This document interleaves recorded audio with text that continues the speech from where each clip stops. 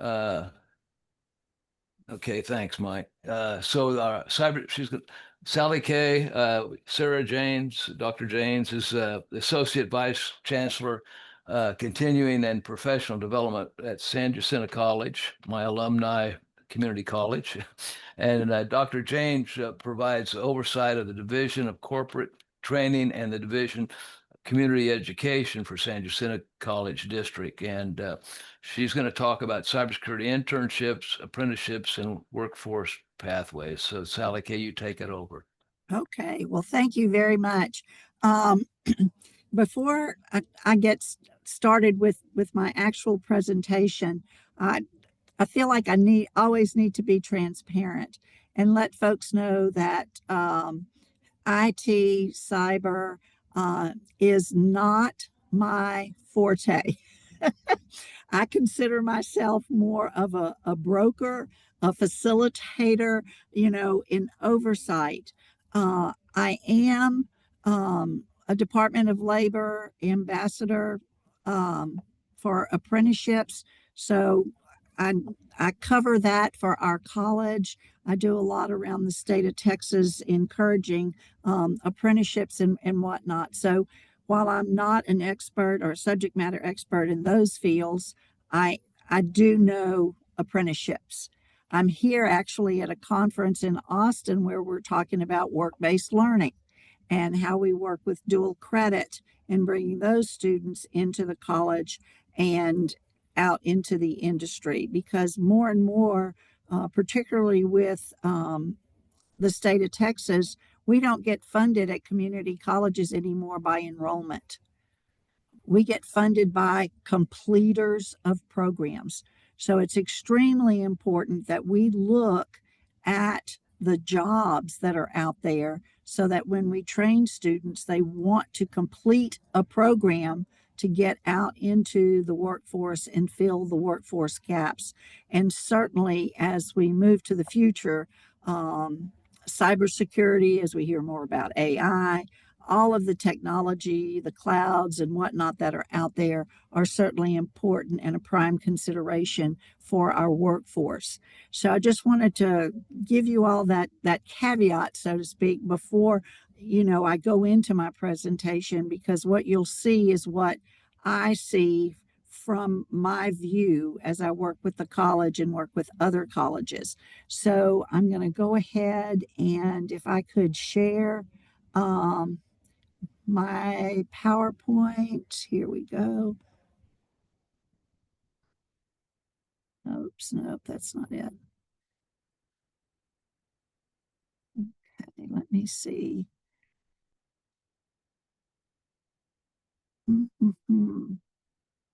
Okay, I have it up. Am I able to share? I don't see it right now. Okay, I don't. All right, let me drop it down again. Let's pop it this way. Here we go.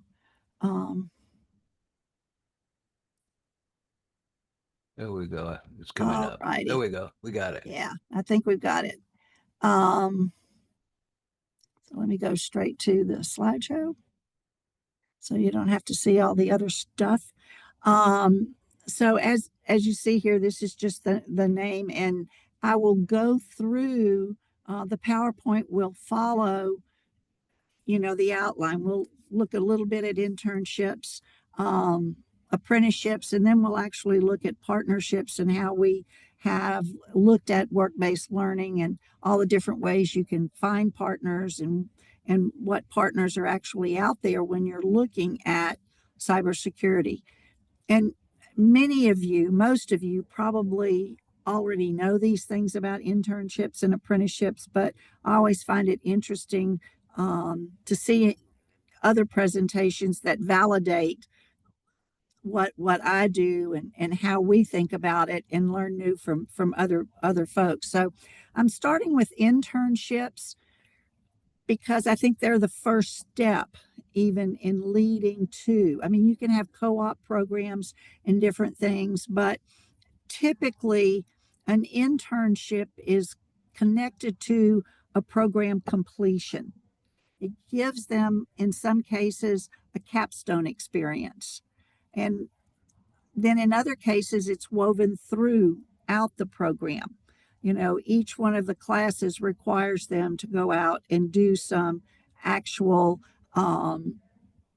internship, and it might be with different companies. We have a program called Apprenticeship 2.0, and it's just to give students or individuals with disabilities the opportunity to learn about a field in cybersecurity.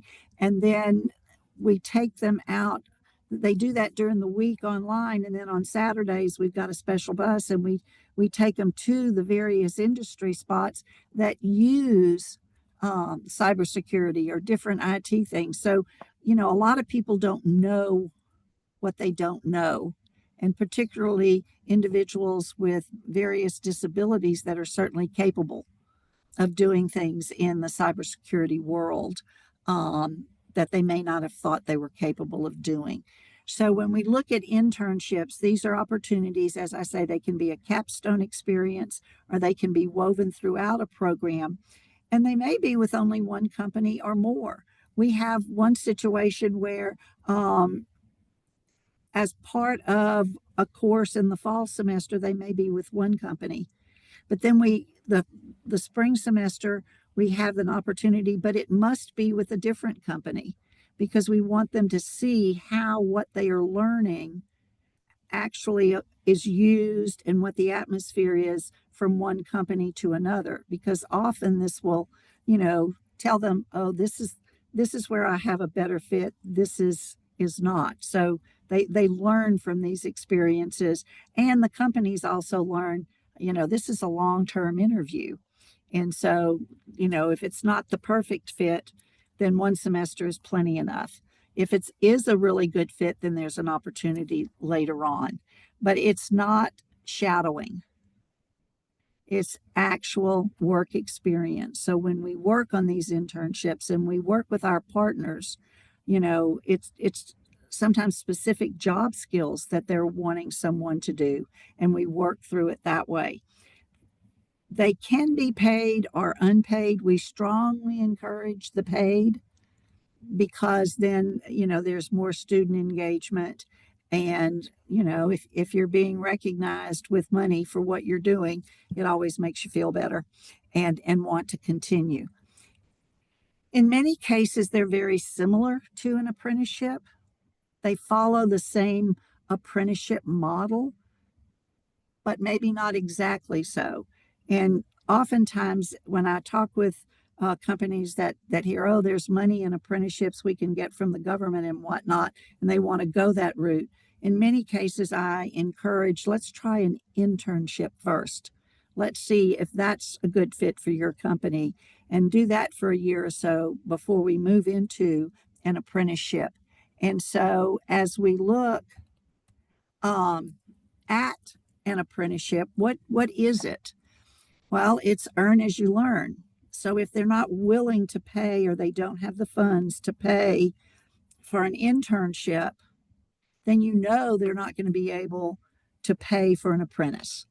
And so it's okay. Stay with that internship, and maybe you'll find the money sometime. But it's an earn as you learn opportunity, which combines classroom learning with workplace training. And again, where we see the workplace training, that's not shadowing, that's training, that's working through it. Now, in an apprenticeship, it has to have three components.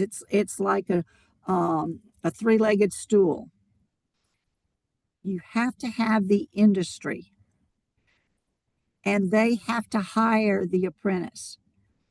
And you don't have an apprentice unless they are an employee of a company. Then you have to have the education leg of the stool. Now, over history, the company was actually that education. They provided the education to their apprentice in the same building, and then they went on to do their actual OJT time, with that company.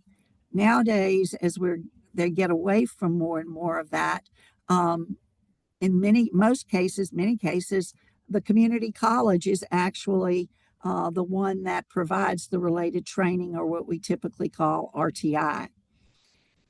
And then you have to have the apprentice.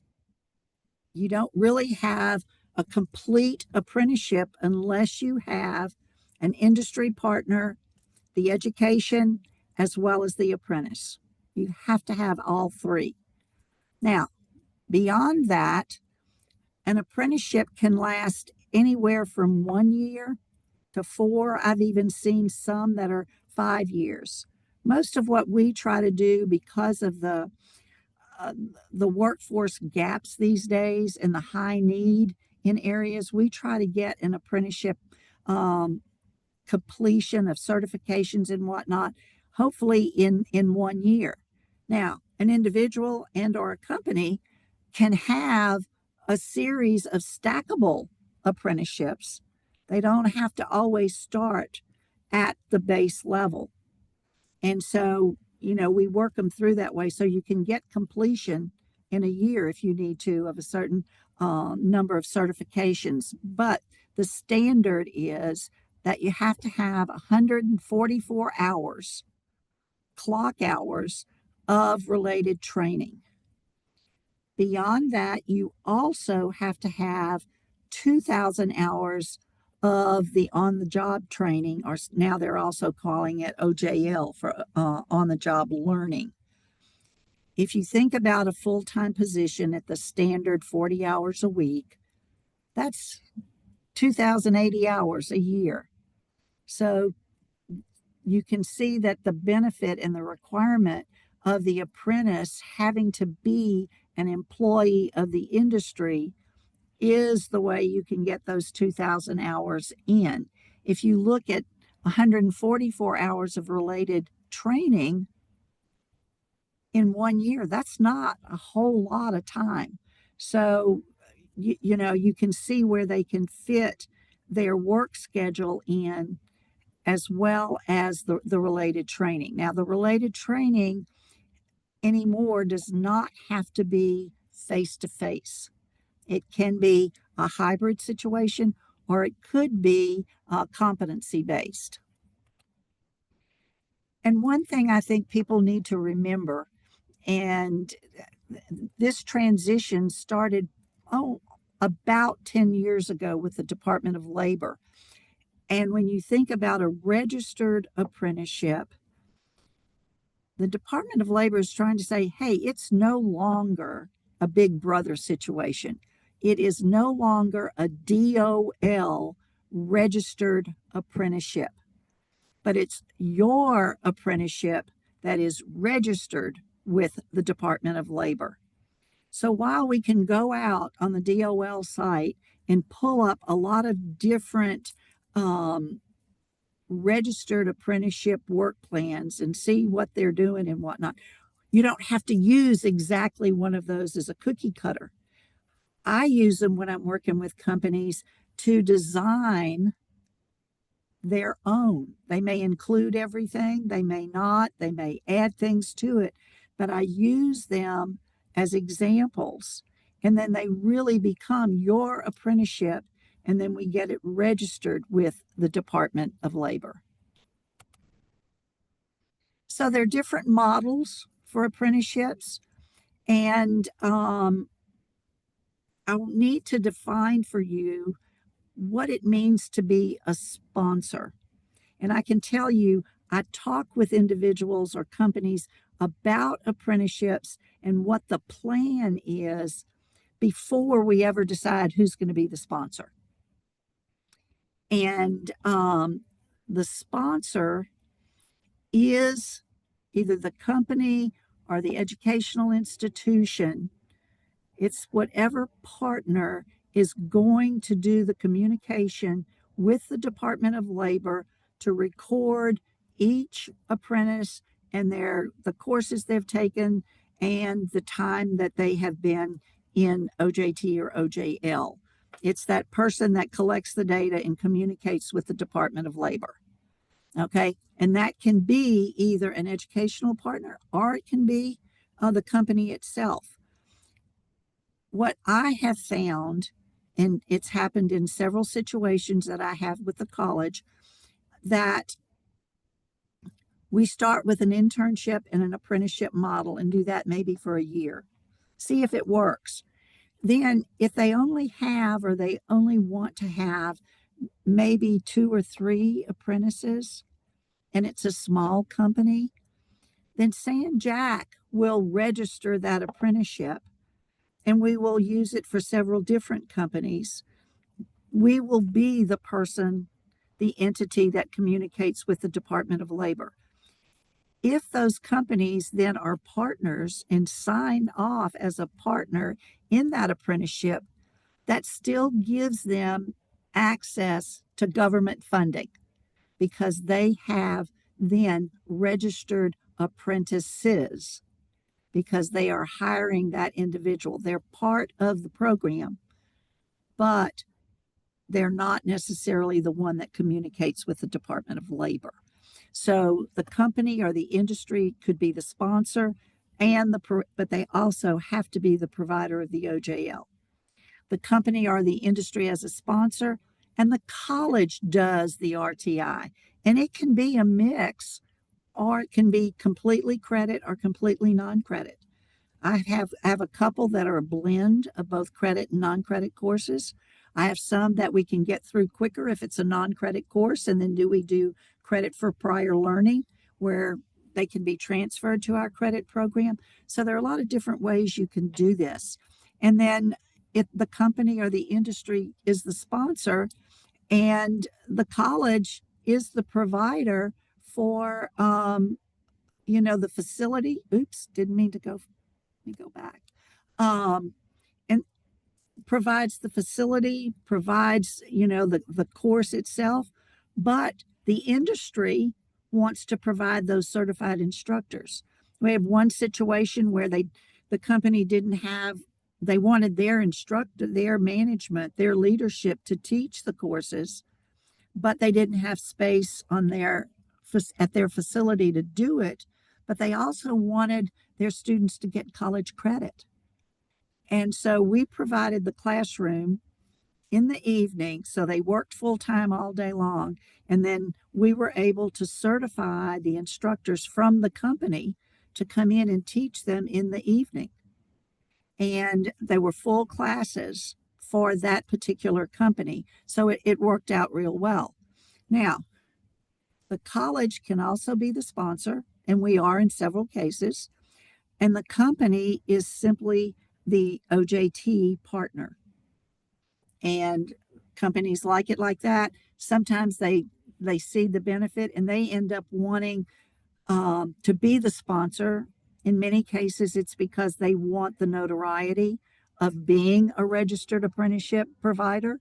And that's fine with us. We'll work with them anyway. And so the other thing to remember is that the registered apprenticeship training, the RTI, and the OJT do not have to occur simultaneously. That's another situation where you work it out with your individual partners.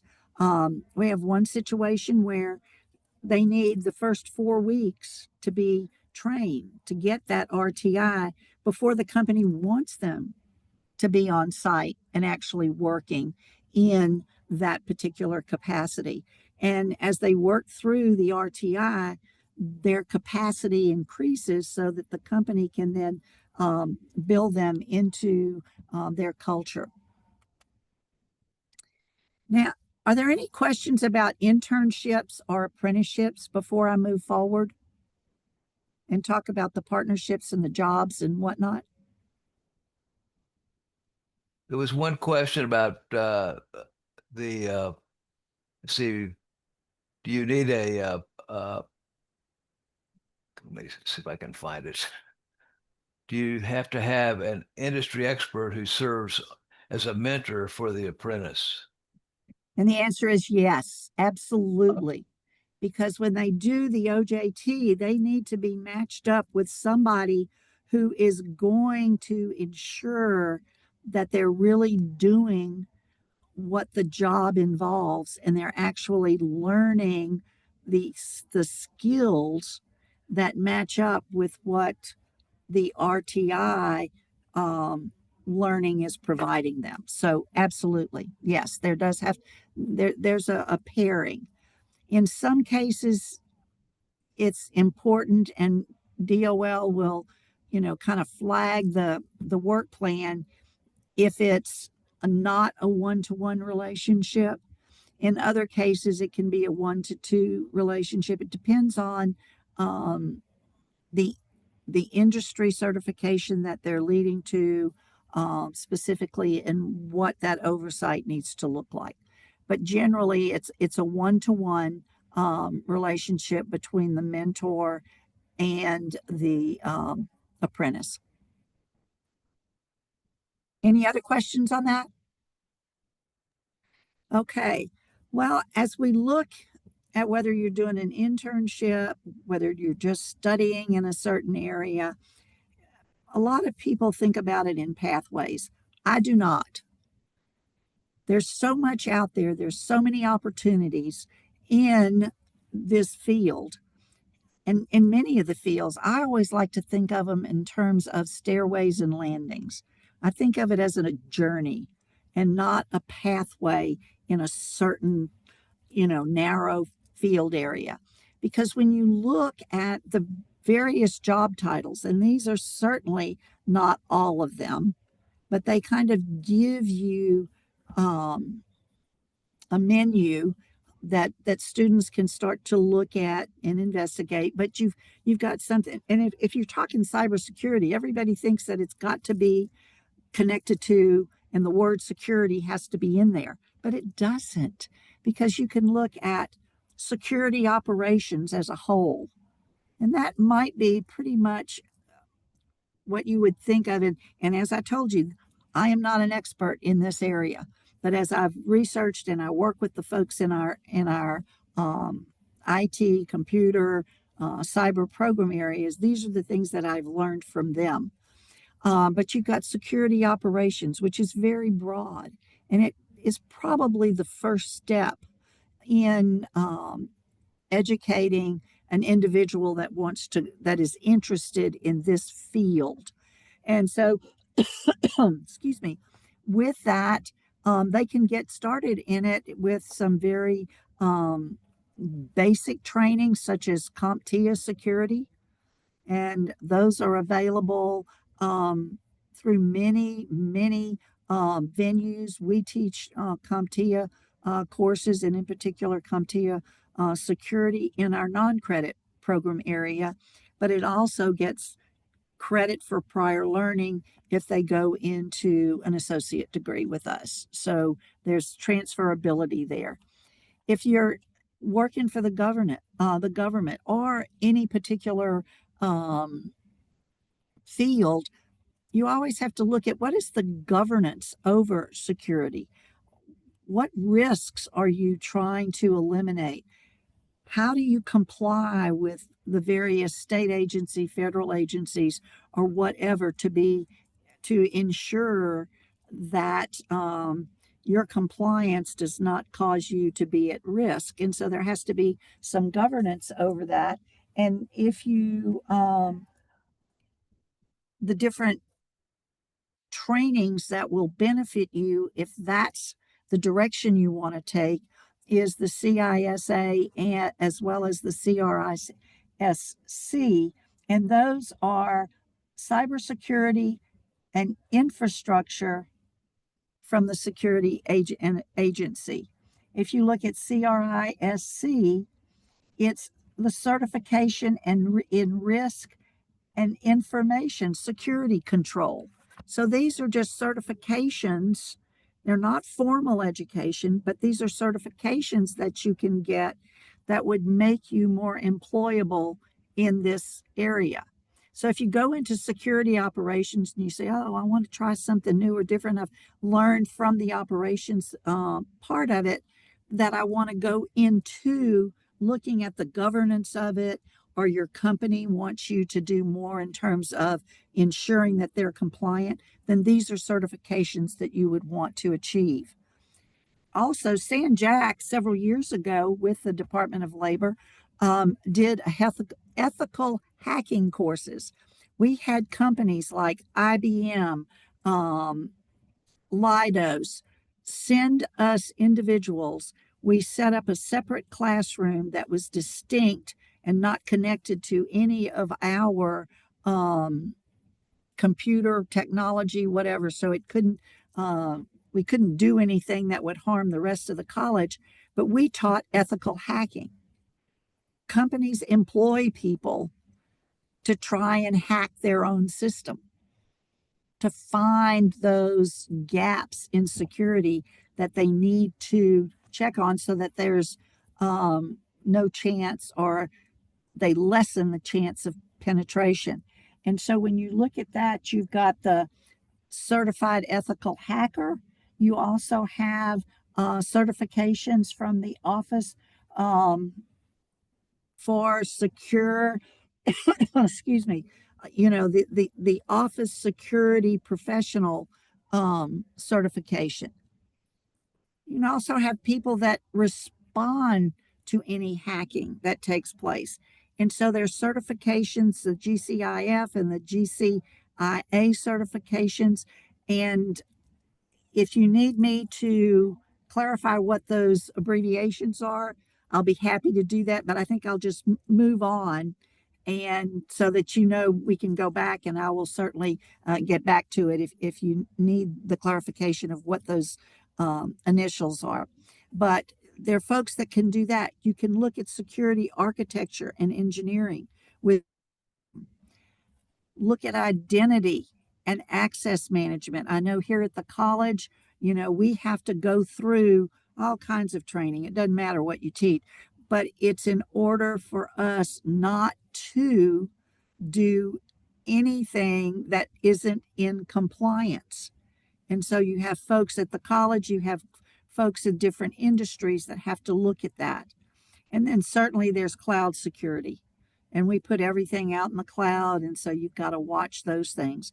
But as you move, and I won't say move up the ladder as much as you move around the lattice of cyber and the security issues involved, there are lots of different opportunities. And once you go through all of that, you may be the perfect one to head up your cybersecurity unit in your company, or even for an educational institution, and look at the various strategic roles. I know at San Jack, besides our IT program area, we now have a security division within our IT support systems, and they're looking at how do we manage different software, who gets access to it, who doesn't, and how we keep things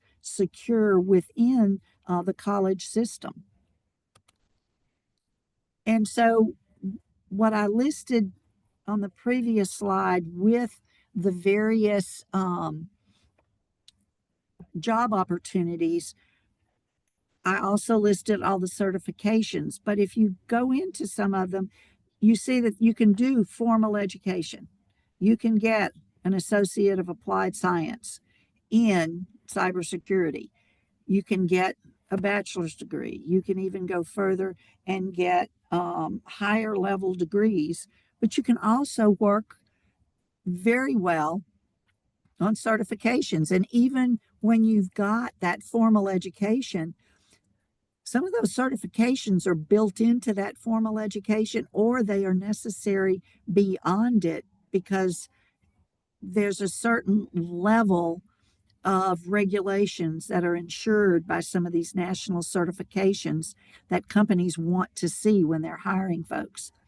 The other thing is to have boot camps, short courses, and online courses. I don't know how many MOOCs are out there now in terms of cybersecurity, but there's a lot that can be done online. You can intrigue high school students. They're so much better. I go to my grandchildren when I need help on my phone or my iPad, and they are so much more adapt to it, but they may not want to go into that line or career. But then again, they might, and so a good way to hook them into this workforce would be by boot camps. The other thing is experience.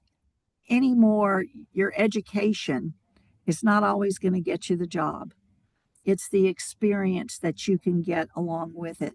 So when you go back and think of internships or you think of apprenticeships, those apprenticeships could involve strictly just courses through certifications that you can get. And then the experience is built through that apprenticeship in the OJT hours.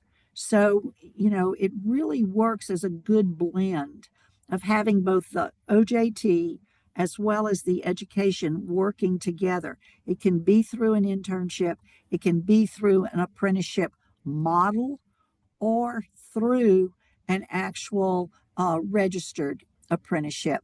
The benefit in a registered apprenticeship is that there's, excuse me, always the opportunity for federal funding to pay for the training and education.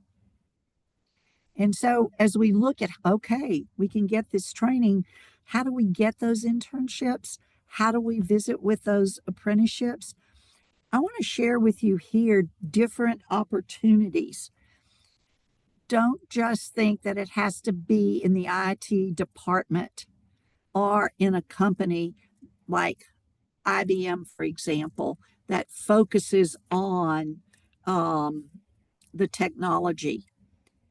Construction companies need somebody to focus on cybersecurity, because think of the planning of their construction, how they purchase supplies, their employees, and the security around the data for their various employees. They need somebody in all of the construction companies that can deal with this.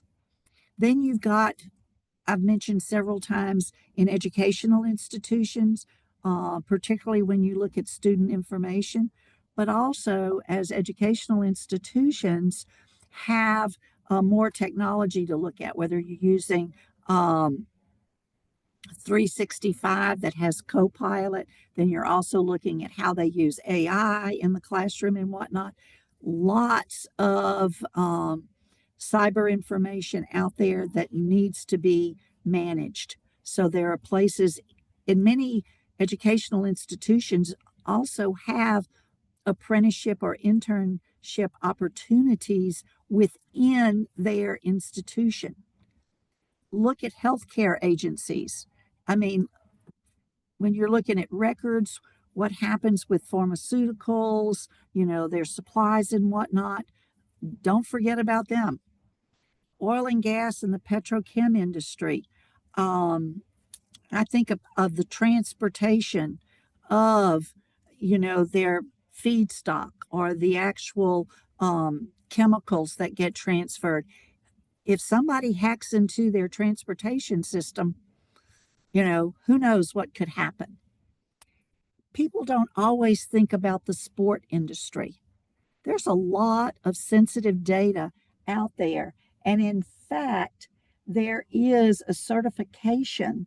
I think it's the CSSP, the Certified Sports Security Professional, that could work for the different, whether it's teams or whether it's the facilities or whatever. But there's a lot out there. If somebody likes sports, but they also like to work in the cyber field, then there's a way that they can do that and work with the sports teams. Don't forget about them as an opportunity to be an industry partner.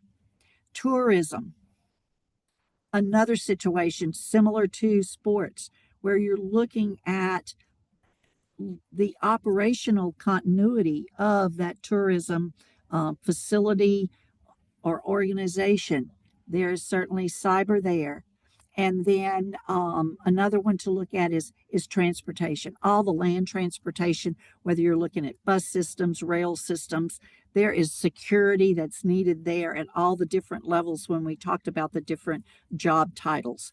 You're looking at air, you're looking at aerospace, you're looking at space. When you start thinking of what I call the air taxis that are huge drones. You know, if somebody taps into those systems when you're looking at air traffic control, there is a lot of cybersecurity that's going to go into those air systems, as well as transportation on the water. When I talked about the movement of oil and gas, well, much of that goes on the water in the larger vessels.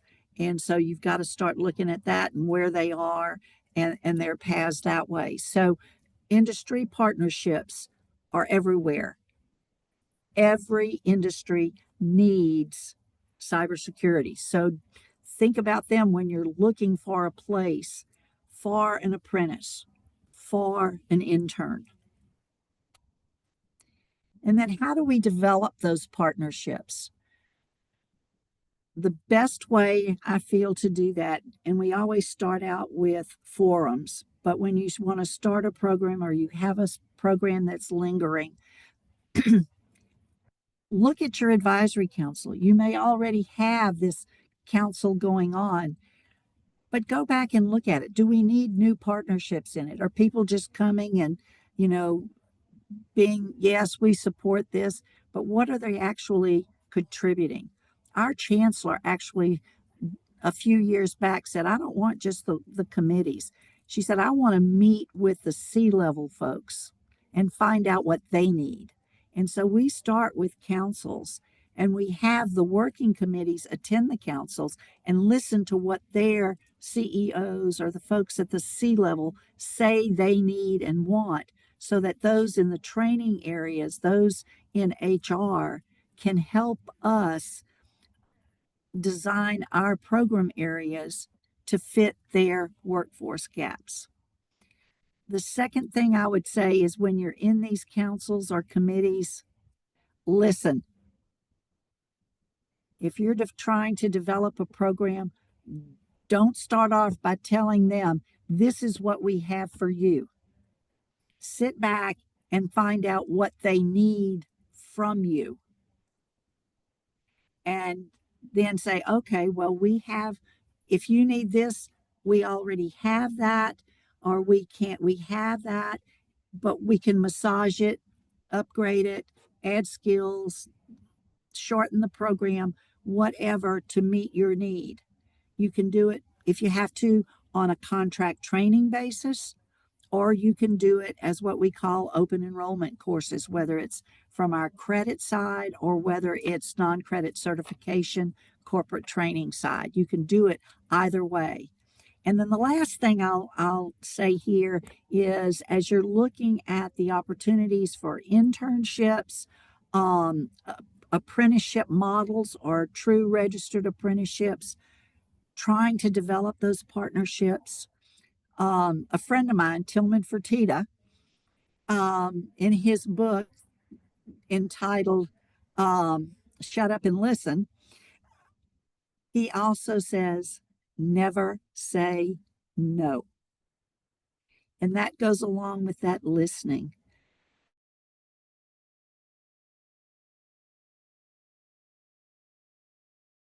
And you, that really doesn't fit with us, then say something like, well, we don't do it that way, but maybe we can do it another way. And try to find that middle ground so that you're helping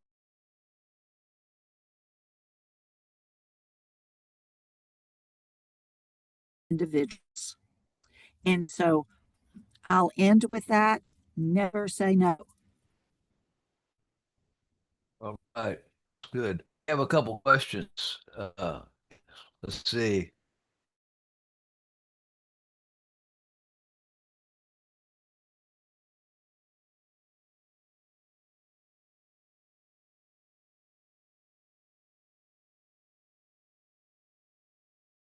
On the funding.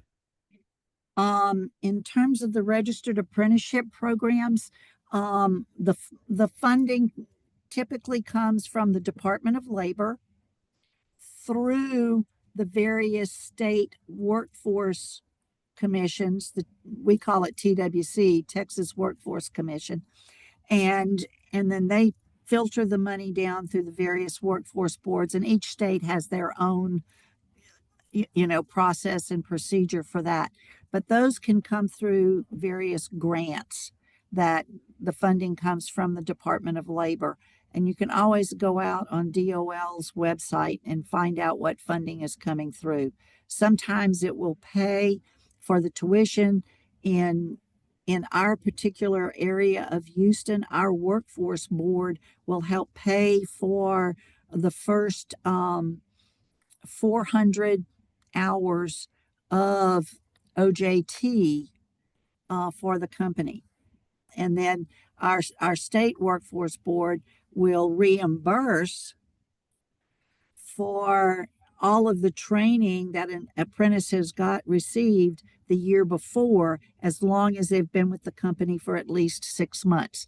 So I would advise folks, because I know that they're here from all over the United States, to look into your state workforce commission guidelines on how they do funding for apprenticeships. Okay, there was another comment or question, which is kind of more of on the technical side. So it was about how do students learn ethical hacking if they don't have foundational knowledge and skills in cybersecurity? I can answer some of that too if you want. Okay, well, what I'll say is they do have to have some experience and work through that. When we did our grant for the Department of Labor early on, it was mainly for corporate training. Like I said, we had IBM sending their folks who had already been in that field, but needed to, as hacking became more prominent, they went into that. So, but Stephen, go ahead.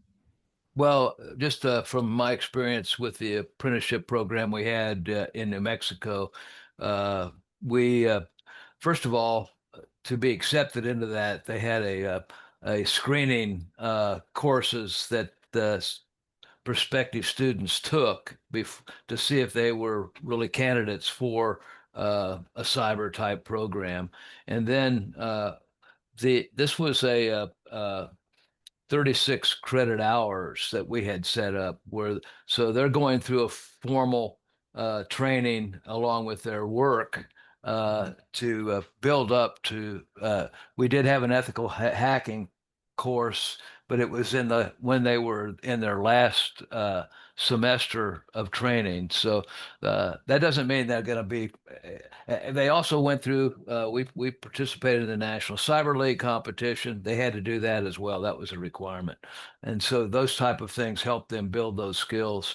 I can say from experience from my grandson who works at the NSA, teamwork is another one whenever you're talking about ethical hacking. So red teaming and blue teaming and whatnot. So yeah, it's not, you're going to throw those students into that. And then the other thing that we experience is the actual, depending on the company, but some of the companies actually had their own training program, and they would put an apprentice person through that program to learn how they do their certain cyber functions, but they also would put that student in, or that actually the employee in with a team so they could learn from the ground up. So that's kind of how you kind of take care of those situations. Let's see, what else do we have here? With apprenticeships, okay, so Mike put out the apprenticeship link to apprenticeships. Let's see, are the certification programs at your institution taught with hands-on training? At our institution, our workforce division oversees the A+, Network Plus, Security Plus without hands-on. Then they're taught how to pass the test. Thus, we encourage our students to get academic skills, then supplement them with the background and with certification or with certificate. Yeah, certification. Yeah. Um, most of ours, I know some don't, but most of the ones that we teach have the hands-on learning that go with it. Yes. Yeah, I think that varies probably by institution, maybe, and by different ones, but that was a requirement for the one in New Mexico as well. Right. Let's see what else we have here. I think, let's see, I don't see any others. I had so just to, you made a good point when you were talking about the different uh, sectors of companies, because that ties into what we talk about in our cybersecurity across disciplines. Every the medical field, the energy field, all of these different fields have cyber included into them. So I'm glad that you pointed that out. So we did an apprenticeship with the Space Center in uh, and that apprenticeship actually was through the department, the workforce development in New Mexico, and the Central New Mexico Community College, as the person that did all the organization that reported all of this. But we had several other industry partners. I think there was 6 different industry partners in that one apprenticeship program over that 1 year period. So yeah, I Yeah. think so. Yeah, it varies, I guess, by different uh, states. And one of the questions, and I never thought about this until you would mention that,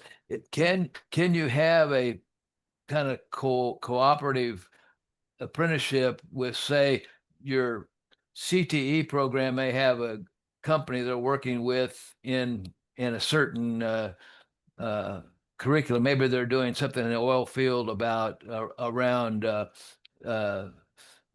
testing meters or whatnot on it, let's say on a pipeline. But can that also be coordinated along, adding an additional you talked about your ladders. Could you add a cyber program into that?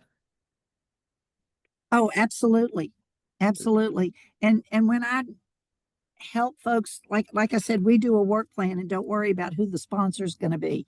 And when we in a work plan, you list all of the skills that you're going to make sure they get in the OJT or OJL, and then you list the courses that they're going to get in the number of hours in from the RTI. I make sure that those course titles are broad, Okay. and we don't list necessarily the rubric and the number. Stay away from that. Stay away, talk about the broad course topics. And that way, depending upon what that particular apprenticeship is, you've got some leeway in the coursework that can be customized from one company to another. So yeah, you can certainly, interject that. Yes. Okay. Well, we're over a little bit, so we'll thank you, uh, Sally Kay, for Oh, a you bet. great Thank you for present, asking me. and thanks everyone for attending, and we'll have a good weekend. Okay. Take All right. care. Okay. Bye.